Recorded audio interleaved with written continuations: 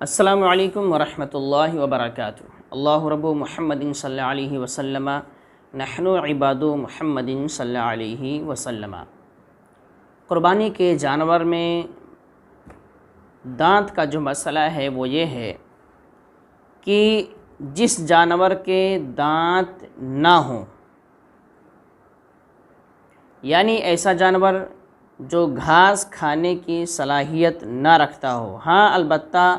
اگر گھاس کھانے کی صلاحیت رکھتا ہو تو اس کی قربانی جائز ہے۔ کسی بھی جانور میں دانت نہ ہونے کا مطلب یہ ہوتا ہے کہ وہ گھاس بالکل کھا ہی نہ سکتا ہو، لیکن اگر گھاس کھانے کی طاقت رکھتا ہے تو اس کی قربانی جائز ہے۔ لیکن گھاس نہیں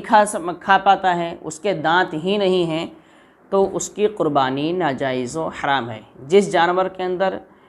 گھاس کھانے کی طاقت نہ ہو یا دانت بالکل نہ ہو تو اس کی قربانی ناجائز و حرام ہے۔ اسی طریقے سے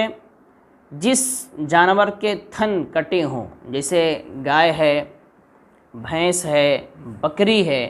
تو کہتے ہیں کہ اگر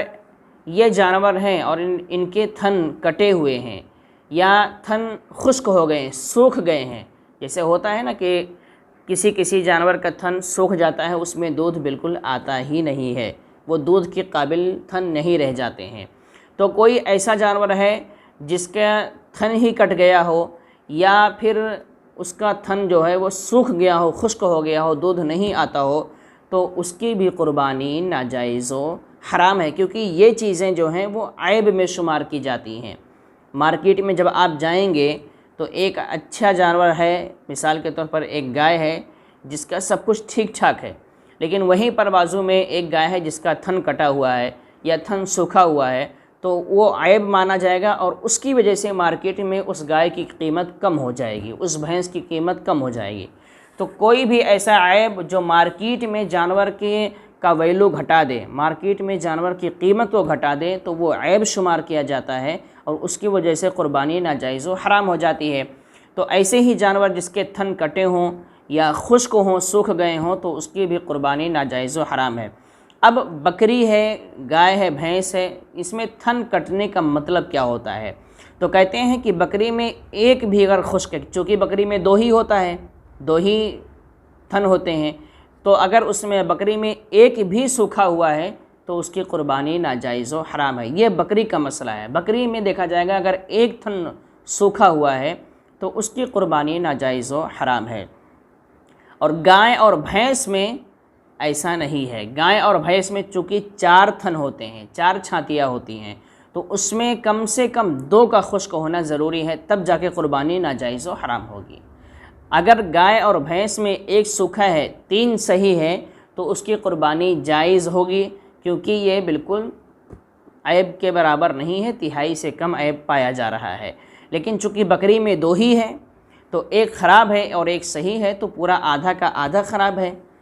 تو ایسی صورت میں بکری کا ایک تھن بھی اگر سوکھا ہوا ہے تو اس کی قربانی ناجائز ہے۔ لیکن گائے اور بھینس میں قربانی ناجائز ہونے کے لیے ضروری یہ ہے کہ کم سے کم دو تھن جو ہے وہ سوکھا ہونا چاہیے۔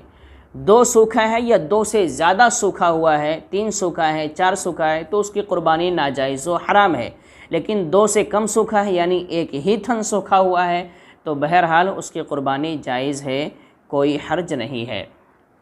اسی کے تعلق سے ایک مسئلہ اور ہے جانور کے عیب کے تعلق سے، کہ جس کی ناک کٹی ہو، کوئی ایسا جانور ہو جس کی ناک جو ہے وہ کٹ گئی ہو، یا علاج کے ذریعے اس کا دودھ خشک کر دیا ہو، ہے نا، ایک ہوتا ہے کہ ناک کٹ گئی ہے، یا علاج کے ذریعے اس کا دودھ جو ہے وہ سکھا دیا گیا ہو، یا ایسا جانور ہو جس میں نر اور مادہ دونوں کی صلاحیت، دونوں کی علامتیں موجود ہوں، نر اور مادہ دونوں کی علامتیں موجود ہوں، تین چیزیں ہو گئیں، ایک تو ناک کٹی ہو، ایک یہ کہ علاج کے ذریعے، دوا وغیرہ کے ذریعے اس کا جو دودھ ہے وہ سکھا دیا گیا ہو، تھن سکھا دیا گیا ہو، یا ایسا جانور ہو جس میں نر اور مادہ دونوں کی علامتیں پائی جاتی ہوں، نہ تو وہ بکرا ہے اور نہ بکری ہے بلکہ بیچ کا ہے، یا ایسے ہی وہ بیل بھی نہیں ہے اور گائے بھی نہیں بلکہ بیچ کا ہے جسے کہتے ہیں، تو نر اور مادہ دونوں کی صلاحیتیں موجود ہوں، اور ایسے ہی وہ جانور جو گندگی کھاتا ہو، غلیظ کھاتا ہو، بہت سارے جانور ایسے ہوتے ہیں جو گندگی غلیظ کھاتے ہیں، ناپاک چیزیں کھاتے ہیں، تو کوئی ایسا جانور ہے جو گندگی کھاتا ہے، بہت زیادہ کھاتا ہے، تو یہ سارے جانور ایسے ہیں جن کی قربانی ناجائز و حرام ہے۔ پہلی چیز، جس کے دانت نہ ہوں، وہ گھاس نہ کھا سکتا ہو، اس کی قربانی ناجائز و حرام ہے۔ دوسری چیز، جس کے تھن کٹے ہوں یا سوکھ گئے ہوں، بکری ہے تو اگر ایک بھی سوکھا ہے یا دونوں سوکھا ہے تو ناجائز و حرام ہے۔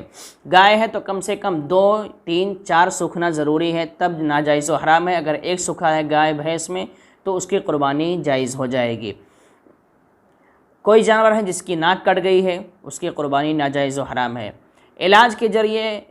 کے ذریعے دوا کھلا کر، پلا کر، انجیکشن کے ذریعے اس کا تھن جو ہے وہ سکھا دیا گیا ہو، دودھ خشک ہو گیا ہو، دودھ سکھا دیا گیا ہو، اس کی بھی قربانی ناجائز و حرام ہے۔ کوئی ایسا جانور ہے جس میں نر اور مادہ دونوں کی علامتیں موجود ہیں تو اس کی بھی قربانی ناجائز و حرام ہے۔ کوئی ایسا جانور ہے جو گندگی کھاتا ہو، غلیظ کھاتا ہو، تو اس کی بھی قربانی ناجائز و حرام ہے۔ یہ عیب ہوئے جو جانور کے اندر پائے جاتے ہیں جن کی وجہ سے قربانی ناجائز و حرام ہو جاتی ہے۔ السلام علیکم ورحمۃ اللہ وبرکاتہ۔